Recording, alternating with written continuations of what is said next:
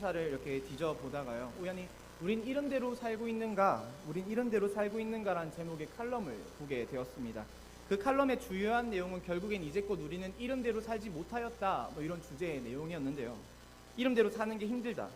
우리는 누구나 다들 이름이라는 것을 지을 때 그 이름 안에 거창한 소망을 담아서 짓는 게 보통이지 않습니까?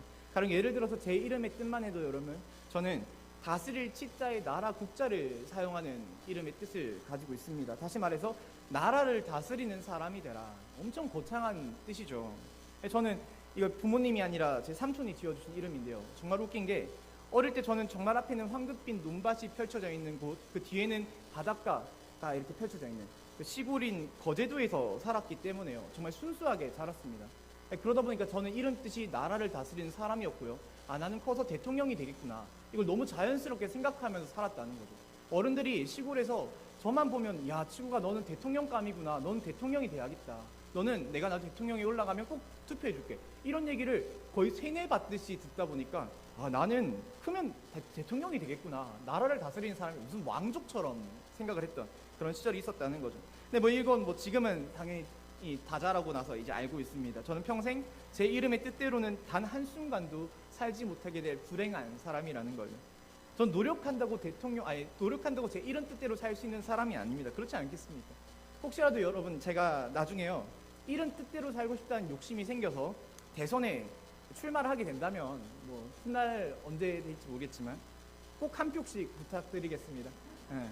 뭐 빨간색으로 갈지 파란색으로 갈지 초록색, 색깔을 초월한 의리가 있지 않겠습니까? 그죠? 의리로서 찍어주시길 바랍니다. 근데 그런 일은 아마 절대로 없을 것 같습니다. 그리고 이런 건 저뿐만이 아니라 세상에 대다수의 많은 분들이 자신의 이름 뜻대로 사는 거는 정말로 힘든 일일 거예요. 우린 누구나 이름 뜻은 너무나도 좋게 짓는데 정작 그만큼 좋게 살아가는 거는 너무 힘든 일이라는 것이죠. 또 그리고 이렇게 사람이 이름대로 사는 게 힘든 일이라면 여러분, 교회라는 것도요, 이름대로 살아가는 건 무척이나 어려운 일입니다. 그래서 교회에는 이런 말이 하나 있어요. 어떤 말이냐면 좀 안 좋은 말인데요, 사랑의 교회는 사랑이 없어서 성도들이 떠나가고, 섬김의 교회는 섬김이 없어서 성도들이 떠나가고, 아주 좋은 교회는 아주 좋지 못해서 성도들이 떠나간다, 뭐 이런 말이 있습니다. 교회 목회자들 사이에서 또 속담처럼 떠도는 말이기도 한데요. 이게 무슨 말이냐면, 교회의 상처를 받고 교회를 떠나시는 분들은 대다수가 만일 우리 교회 이름이 사랑의 교회라면, 여러분 예를 들어서 그러면 고개를 절레절레 저으면서, 아유, 우리 교회는 이름은 사랑의 교회인데 너무 사랑이 없는 것 같아, 꼭 이 한마디를 하고 떠나신다는 거예요. 교회 떠나는 분들을 생각하면, 아유, 우리 교회는 아주 좋은 교회인데 아주 좋지 못한 것 같아, 이러면서 교회를 떠난다는 것이죠. 여러분, 우리가 우리 교회 이름대로 이 교회를 세워나가지 못할 때요, 우리는 교회 속에 많은 연약한 성도들을 떠나가게 만들 수도 있다는 것을 기억해야 할 필요가 있습니다. 교회를 떠나는 이유가요, 이 교회 성도들이 이 교회 이름대로 교회를 세워나가지 못하기 때문에, 이 교회 이름대로 살지 못하기 때문에 그게 이유가 될 수가 있다는 것이죠. 우리 교회 이름은 한가죽 교회입니다, 여러분. 우리가 이 한가죽 교회란 이름대로 이 교회를 세워나가지 못할 때 우리는 많은 연약한 성도들이 교회를 떠나는 이유를 제공하는 사람이 될 수도 있다는 것이죠. 이름대로 산다는 건 분명 쉬운 일은 아닙니다. 너무 어려운 일입니다. 하지만 우리는 그 이름대로 살기 위해서 노력을 해야 할 필요가 있습니다. 그것이 연약한 성도들을 챙겨주는 하나의 방법입니다. 오늘 골로새서의 말씀을 보시면 이 말씀을 기록한 사람은 바울이었습니다. 그리고 바울은 다들 아시겠지만 그가 예수님을 믿기 전에 어떤 사람이었습니까, 여러분? 예수를 믿는 사람이라면 잡아다 죽이고 싶어서 눈에 혈안이 되어 있던, 그런 정말로 예수를 믿는 사람들을 혐오하고 미워하던 사람 아니었습니까? 우리 사도행전 9장 1절부터 2절의 말씀을 함께 읽어봤으면 좋겠습니다. 여러분, 사울은 바울입니다. 바울이 이런 사람이었다는 겁니다. 함께 읽겠습니다.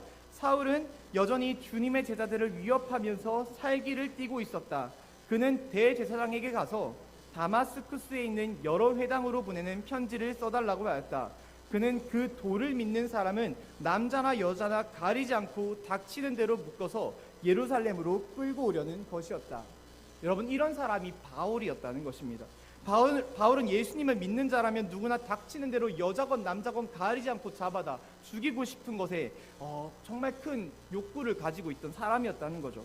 우리로 치면 안티크리스찬 중에서도 안티크리스찬이고요, 가만 보면 야, 쟤는 진짜 전도는 불가능할 것 같아 라고 느껴질 만한 사람이 바울이었다는 것입니다. 근데 정말 재미있는 것은 무엇이냐면, 여러분, 이랬던 바울이요, 기독교인을 극도로 혐오했던, 죽이고 싶어 했던 바울이 다메섹 도상에서 예수를 만난 이후로 어떻게 변화되는 그것입니다. 여러분, 다메섹 도상에서 바울이 예수를 만난 뒤로요, 이 오늘 골로새서 1장 2절의 말씀 잠깐 보시겠습니까? 골로새서 1장 2절에 바울은 이렇게 말하는 사람으로 변하게 되었다는 겁니다. 함께 읽어보겠습니다. 골로새에 있는 성도들, 곧 그리스도 안에 있는 신실한 형제자매들에게 이 편지를 씁니다. 우리 아버지 하나님께서 내려주시는 은혜와 평화가 여러분에게 있기를 빕니다. 무척이나 예수를 믿는 자를 싫어했던 바울은 지금 예수를 만난 후로 골로새 교회의 성도들에게, 예수를 믿는 그들에게 뭐라고 부르고 있냐면 그리스도 안에 있는 신실한 나의 형제 자매님들이라고 부르고 있다는 겁니다. 원수 같은 이 기독교인들아가 아니라 그리스도 안에 있는 신실한 나의 형제 자매님들. 이 바울이 어떻게 달라졌는지가 이 두 가지의 말씀을 통해서 확연하게 눈에 보이지 않으십니까, 여러분? 그리고 가장 중요한 단어가요, 그 다음 부분에 나옵니다. 신실한 나의 형제 자매님들 다음에요, 이 우리 아버지 하나님. 바울은 골로새 교회 사람들에게요, 우리 아버지 하나님이라는 표현을 사용하고 있습니다. 골로새 교회 사람들은 여러분, 골로새란 도시에 살고 있던 대다수가 이방인으로 구성된 교회였습니다. 이방인이라고 하면 유대인들에게는 개돼지 취급을 받던, 함께 식탁에서 밥을 같이도 먹지 않던 혐오받던 민족들이었어요. 유대인들은 이방인들을요, 하나님에게 버림받은 백성들, 부정한 사람들이라고 생각을 했습니다. 근데 그 중에서 바울은요, 유대인 중에서도 유대인인 바리새인이라는 사람이었어요. 바울은 그토록 이방인들을 혐오하던 사람이었다는 겁니다. 그런데 이 이방인을 혐오했던 바울이요, 지금 예수를 만난 이후로 어떻게 말을 하고 있냐면, 이 이방인은 골로새 교인들을 향해서 하나님 아버지를 이야기할 때 우리의 하나님 아버지라고 말하게 되었다는 겁니다. 이거 원어로 직역하면 우리의 하나님 아버지란 뜻이거든요.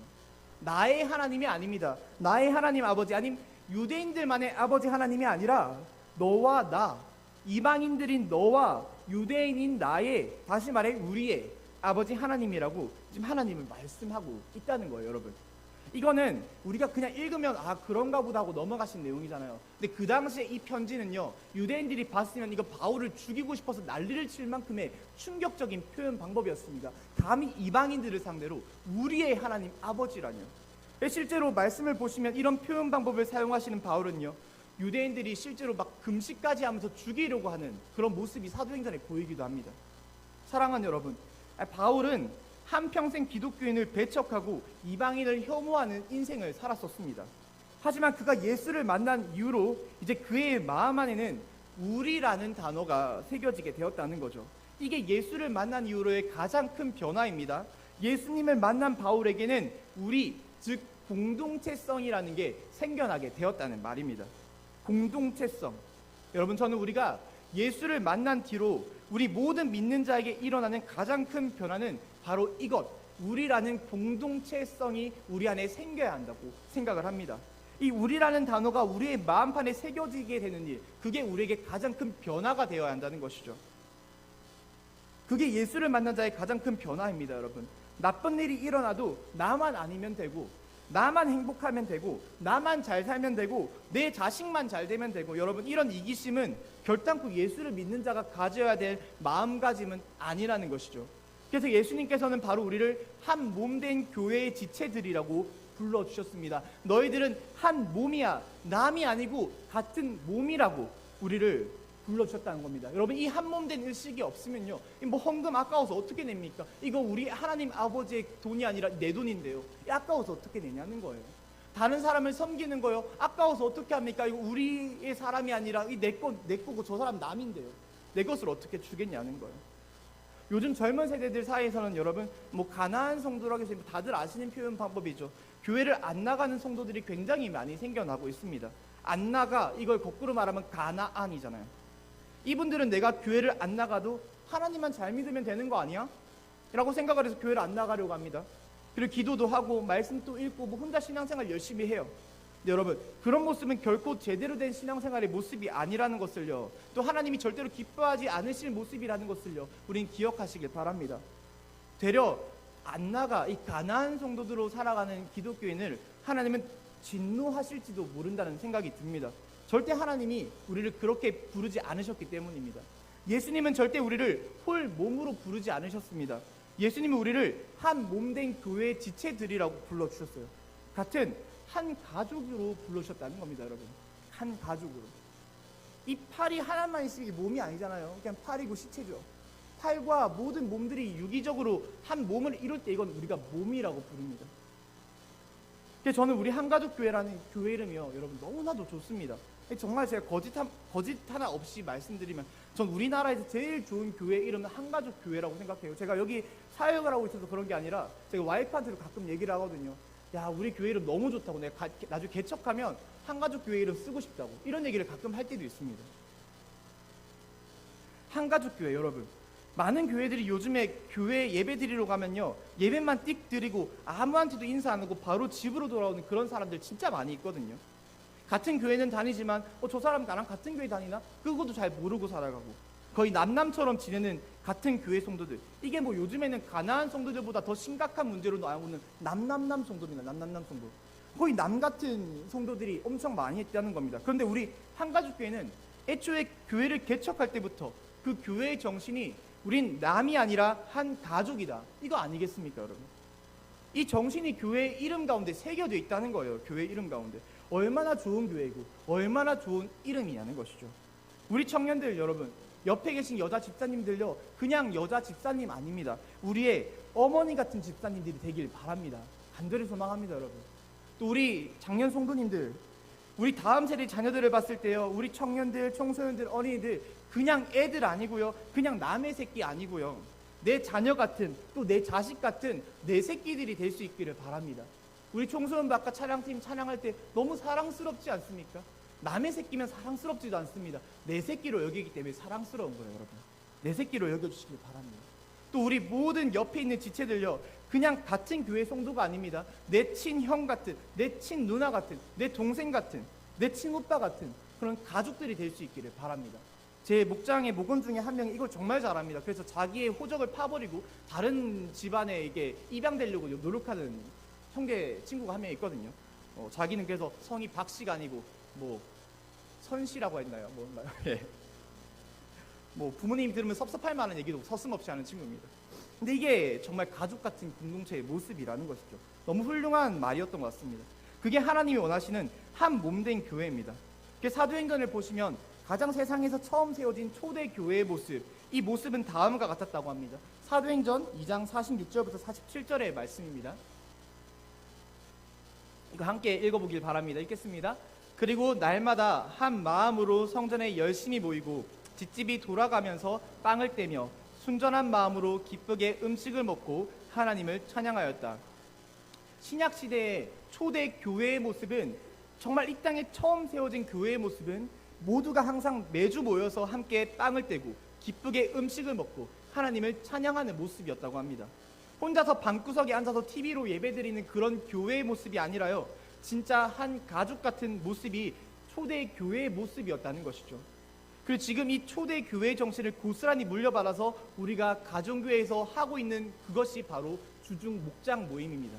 우리가 목장 모임을 하면 매주 모여서 함께 음식을 먹고요, 빵을 떼고 서로 기쁘게 나눔을 하고요, 서로 기도를 해줍니다. 또 하나님을 찬양하는 일을 거기서 우리는 하게 됩니다.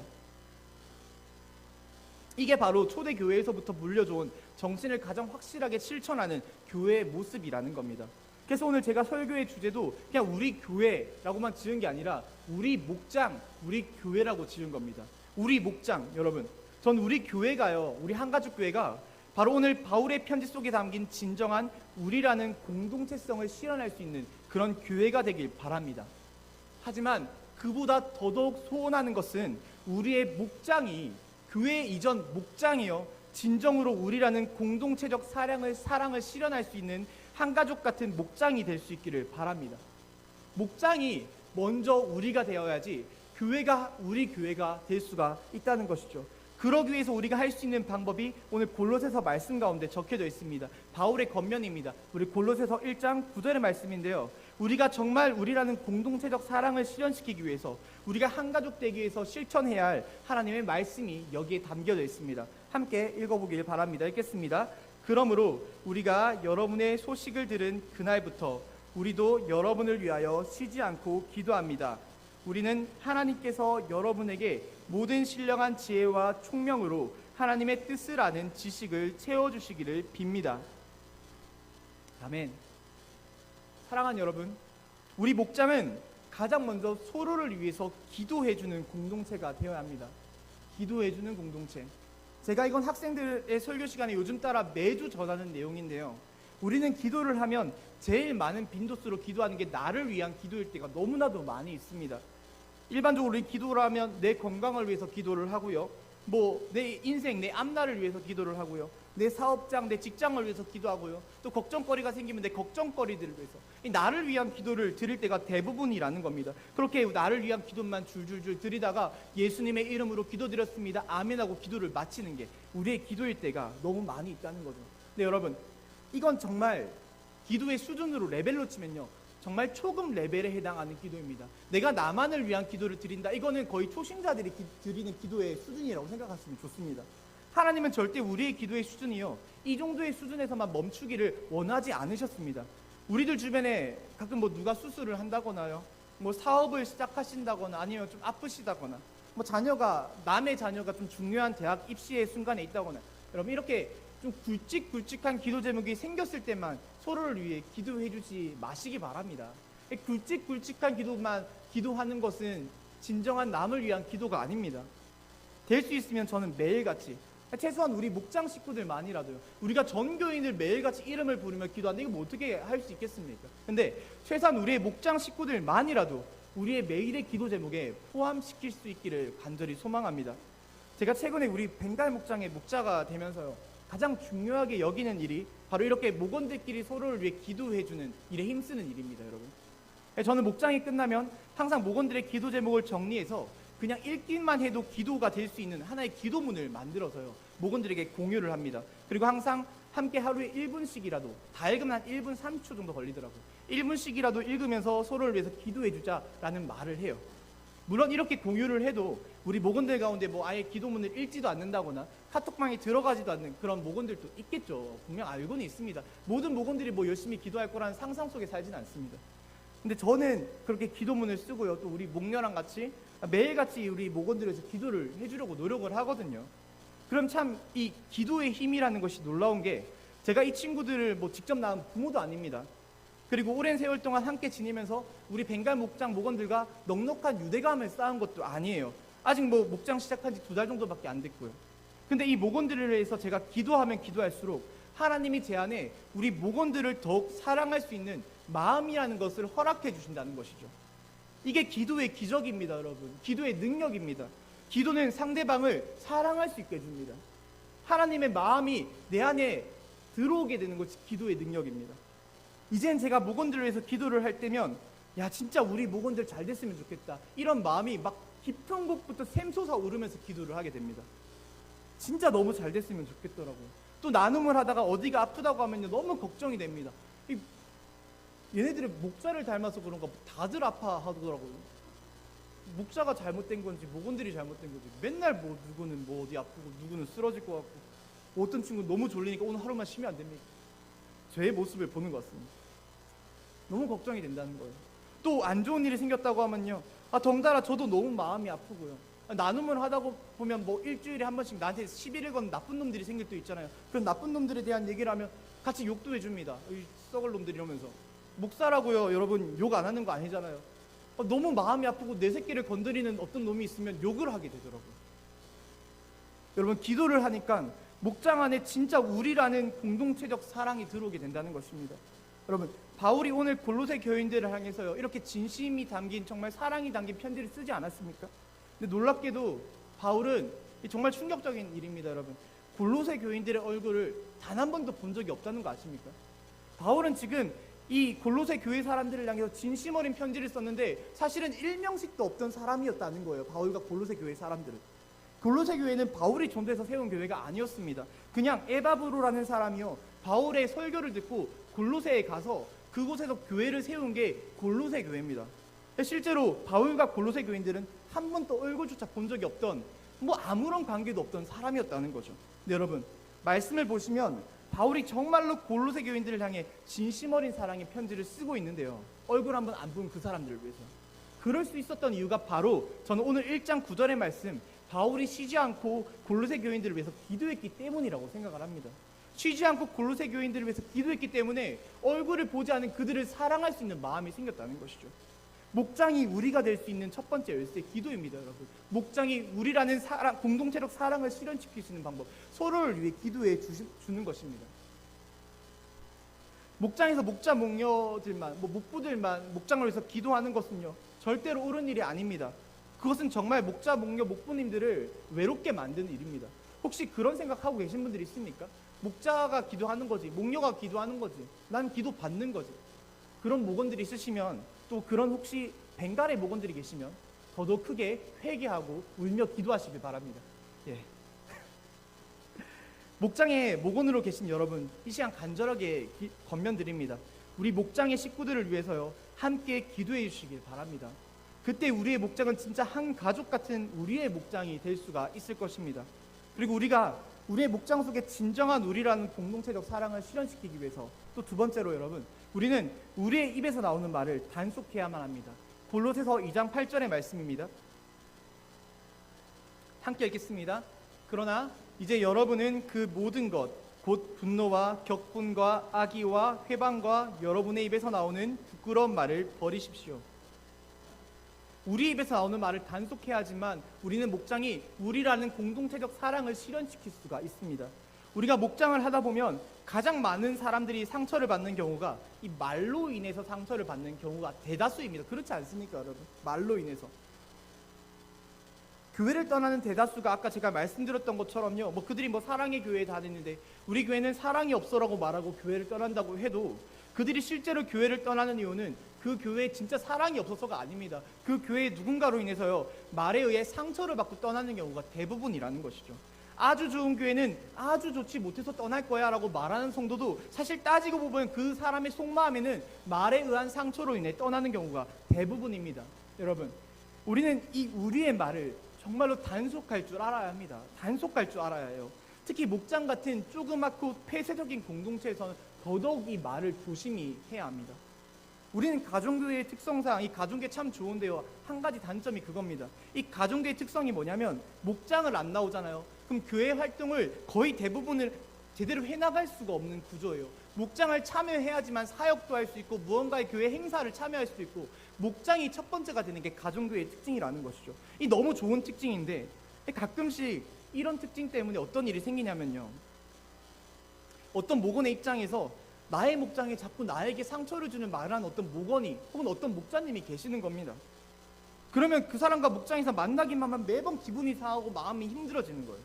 이럴 경우에 다른 일반적인 전통교회라면 너무 쉽습니다. 담당 목사님에게 가서요, 목사님 저 소그룹 좀 바꿔주세요.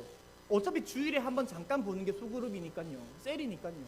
그냥 말하면 그냥 바꾸고 그냥 다시 교회 생활하면 된다는 거예요. 근데 전통교회는 그게 가능한데요, 우리는 목장 바꾼다고 말하면 다들 뭔가 사연이 있는 것처럼 느껴지지 않으십니까? 가정교회 정말 큰 단점이기도 해요. 이게 목장 바꿔달라고 여러분들 말할 용기 있으세요? 아무리 목장이 싫어도 꾹 참고 사시잖아요. 웃는 분들 목장인데 지금 파악하세요. 상처 있는 분들입니다. 예, 저도 없습니다. 뭔가 사연이 있는 것처럼 생각하게 되고 그래서 이상하게 쳐다보게 된다는 거예요. 그래서 여러분, 목장에서 상처를 받은 목원은요, 결국에는 내가 목장을 바꿀 수는 없으니까 이 교회를 옮기는 것밖에는 답이 없겠구나, 그냥 마치 벼랑 끝에 몰린 신경을 가지게 된다는 거예요. 그렇기 때문에 여러분, 우리 목장 내에서 더더욱 말을 조심하고 서로를 세워주는 말씀들을 많이 해주셔야 합니다. 우리가 가까운 사이일수록 막대한다는 얘기가 있지 않습니까? 그래서 우리한테 제일 막대하는 사람은 누굽니까? 내 와이프고요. 내가 가장 막대하는 사람은 우리 자식들과 내 남편 아니겠습니까? 사실 우리가 목장을 하면 진짜 이 목장의 시간이 지날수록 가족같이 느껴집니다. 또 가끔은 내 친한 친구처럼 느껴져요. 그러다 보니까 때로는 말을 험하게 하기도 하고요, 장난을 쳐도 꼭 서로를 깎아내리는 장난을 많이 칠 때가 있다는 것이죠. 저 같은 경우도 저는 장난기가 너무 많다 보니까 가끔 우리 와이프가 항상 하는 얘기가, 여보 제발 말을 할 때 한 번만 더 생각을 하고 말을 해줘. 여러분, 장난기만 남편들 분명 저와 같은 겉면들 아내들을 통해서 수없이 많이 들으셨을 거라 생각합니다. 여보 제발 한 번만 더 생각하고 말을 해줘. 저는 여러분 진짜 항상 내뱉고 나서 실수했구나 자기감에 휩싸일 때가 너무 많이 있거든요. 말이 많아서 그래요. 말이 많아서. 말이 많다 보니까 잦은 실수를 반복하게 되더라고요. 저도 진짜 고쳐야 하는 부분입니다. 이 말을 우린 조심해야 한다는 것이죠. 그래서 지금 이 시간 혹시라도 여러분 우리 교회 가운데 내가 누군가에게 상처를 받았다거나 뭐 이런 분들이 계시다면요, 이 말씀을 꼭 좀 드리고 싶습니다. 상처받은 분들, 우린 상처를 받게 되면 그 상처를 속으로만 삼킵니다. 그리고 마음속에 꿍하게 가지고만 살아갈 때가 너무 많이 있습니다. 또 특별히 우리 대한민국 사람들은 이 속으로 인내하는 게 미덕이라는 이상한 생각을 가지고요, 막 기분 나쁘고 티 안 내고 감추는 게 미덕이라고 생각을 하지 않습니까? 괜히 티 내면 내가 속 좁은 사람처럼 느껴지기도 하고 이 분위기를 흐리는 게 민폐인 것 같기도 하고, 그러다 보니까 계속 속으로 참는 게 우리들의 모습이라는 거예요. 근데 여러분, 우리가 기억해야 할 것은 상처는 감춘다고 회복되어지는 것이 절대로 아니라는 겁니다. 오히려 우리가 상처를 숨기려고 하면 할수록 뭐 내 딴에는 이게 티 안 낸다고, 기분 나쁜 거 티 안 낸다고 막 감춘다고 생각할 수 있잖아요. 사실 그게 여러분 우리들의 얼굴의 표정이나 말투나 행동을 통해서요 다 티가 나게 돼 있거든요. 나는 티 안 내고 뭐 정말 티를 안 내실 거면 상관이 없어요. 근데요 다 티가 나게 돼 있습니다. 그러다 보면 어느 순간 우리는 우리에게 상처를 준 상대방을 향해서요 나도 모르게 차가운 말을 내뱉고 나도 모르게 안 입고운 말을 하게 되고요.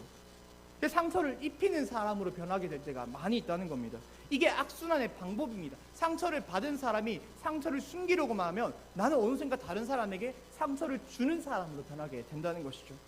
상처는 그냥 혼자 싸매고 있는다고 회복되어지는 것이 아닙니다. 병원에 가서 의사에게 보여주고 치료를 받아야지 상처는 낫습니다. 당연한 말이잖아요.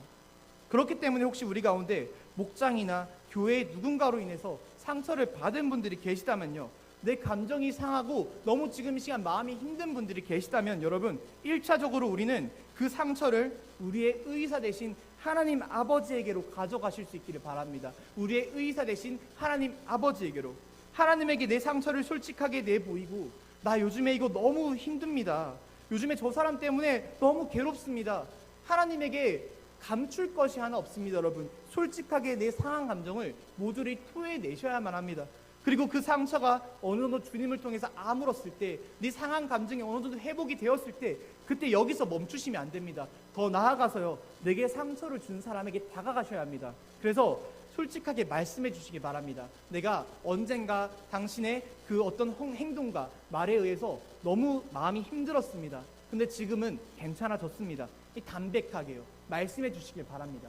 물론 이때 다가가서 말할 때 표독스럽게요, 내가 너 때문에 얼마나 힘들었는 줄 알아? 이거는 뭐 교회적으로 분란 일으키는 것밖에 안 되고요. 감정을 주님께 다 회복시키고요 담백한 마음으로 솔직하게 고백해 주시기 바랍니다. 그때 그분이 또 변화될 수 있을 거라고 믿습니다. 우리 목장, 우리 교회, 이게 이루어질 수 있는 방법은요 여러분 말을 조심하는 것입니다. 그리고 마지막입니다. 여러분 골로새서 3장 16절의 말씀 함께 읽어보겠습니다. 읽겠습니다. 그리스도의 말씀이 여러분 가운데 풍성히 살아있게 하십시오. 온갖 지혜로 서로 가르치고 공부하십시오. 사랑하는 여러분, 이제 마지막으로 우리는 서로를 위해서 온갖 지혜로 권면할 수 있는 사람들이 되어야 합니다.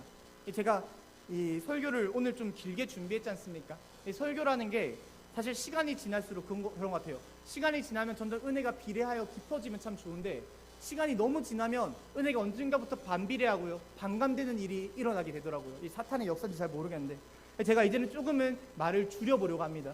조금 있으면 말씀이 끝납니다, 여러분. 감사합니다. 제가 수요 예배 때, 수요 기도에 좀 나오세요 여러분, 이런 말씀을 많이 듣습니다. 좋은 말씀을. 수요 예배 때 한번 이런 말씀을 드린 적이 있습니다. 어떤 말씀이냐면, 우리가 옆에 지체에게 뭐 성경 경시대에 안 나온 분들이 있으면 성경 경시대에 나오라고 한번 옆구리 꾹 찔러보자, 이런 얘기 한 적 있지 않습니까? 수요 기도에 나오신 분들은 기억하실 겁니다.